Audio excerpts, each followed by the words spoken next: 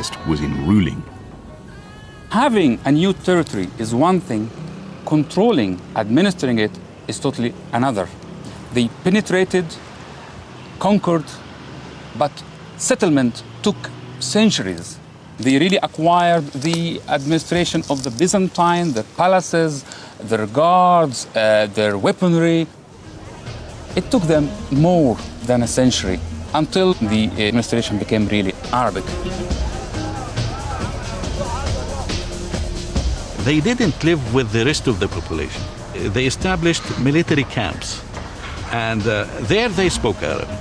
So everybody from the cities and from the villages who went there, they had to speak Arabic because they are the leaders and they have the money and this and that. So by doing that, slowly the other people learned Arabic. And slowly they lost their languages and they spoke Arabic. Arabic replaced Greek and Latin as the language of the imperial class.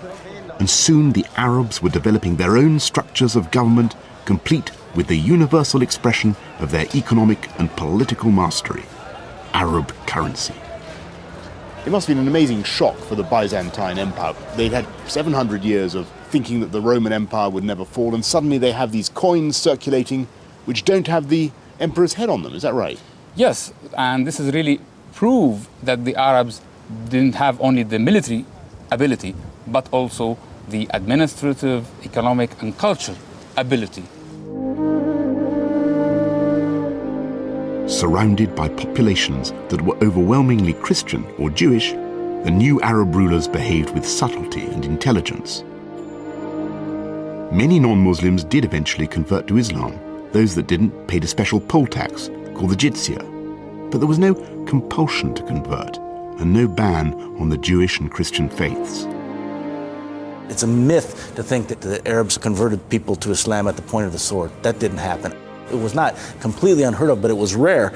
And usually it was a decision that people made themselves for a whole variety of reasons. It was a combination of personal and political, social, cultural. When we look back at the history of this fabulous Umayyad mosque in Damascus, we have a tantalizing glimpse of a brief, shining moment when Christians and Muslims were even prepared to share the same house of God.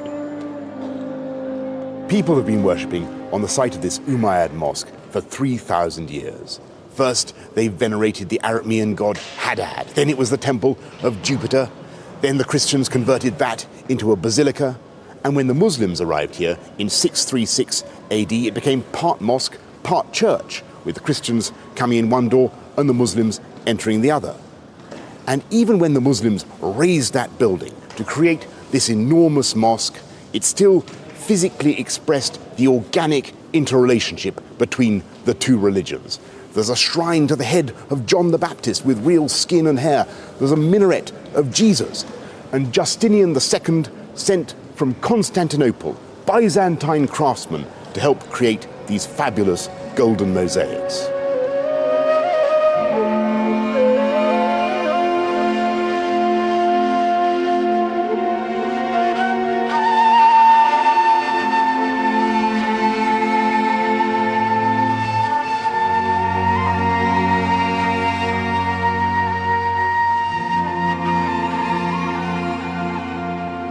But as time went on, restrictions began to tighten around the Christians, even though they were in the overwhelming majority. They weren't allowed inside the mosque, they weren't allowed to build new churches or to repair old ones, or to go out in the streets without a zunar, a special identifying belt, or to beat their gongs too loudly, or to build their houses higher than Muslim houses. You could not imagine a more effective system of cultural dominance.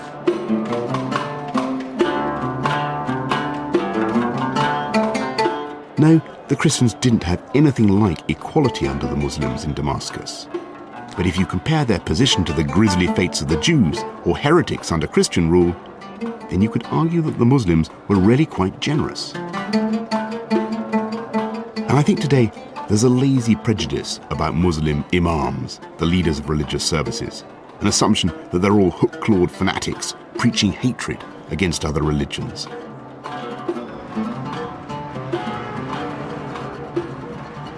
One way to correct that prejudice is to go on a Friday to the Damascus Mosque, where Dr. Mohammed Habash pours forth a mesmerizing gospel of tolerance.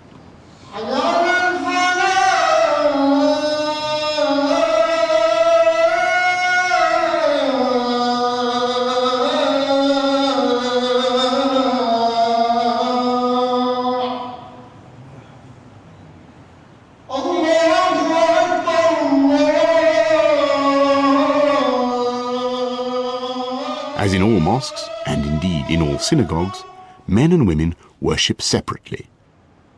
بدأنا بالبسملة ورأينا أن الله عز وجل غلب صفته. Dr. Habash notes repeatedly that Allah is the God of all men and highlights positive moments in the treatment of Jews and Christians by the caliphs who succeeded Muhammad.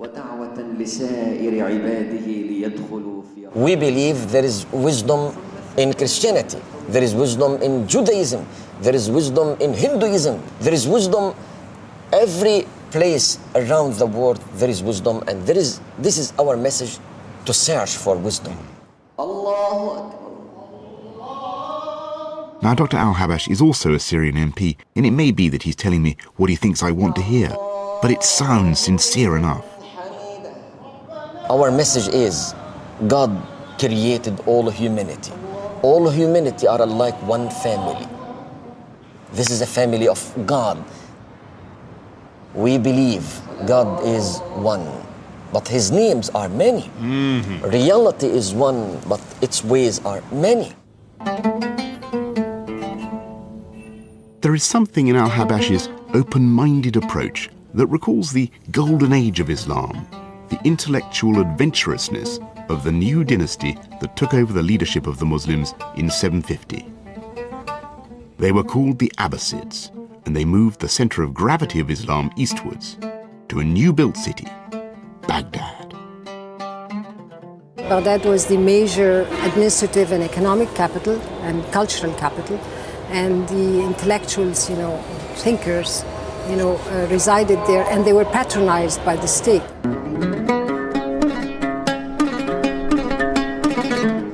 Scholars and artists and scientists could travel freely across the territories that the Abbasids controlled, and they went specifically, to search for teachers. So they were in pursuit of knowledge.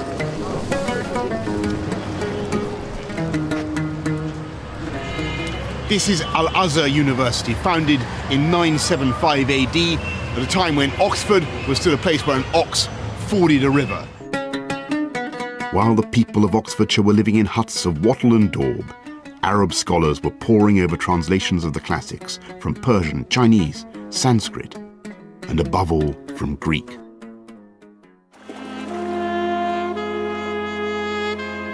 Anything scientific or philosophical was preserved, studied, and then passed on round the Arab world, through North Africa, and back to Europe.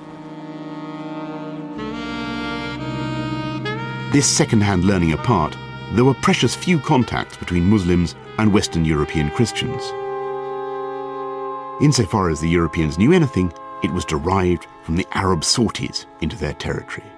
Some of the early Western stereotypes of Muslims that resulted from these struggles are still lurking in our collective unconscious, even now.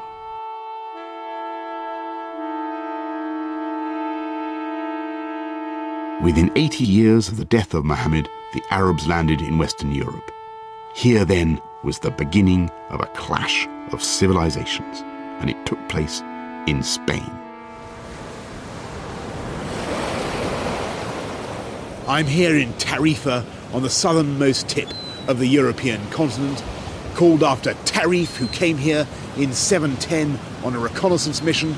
A year later they came back, mob-handed, captured the whole of Spain up to the Pyrenees within 7 years, and within about 20 years they're only a couple of 100 miles short of Paris itself.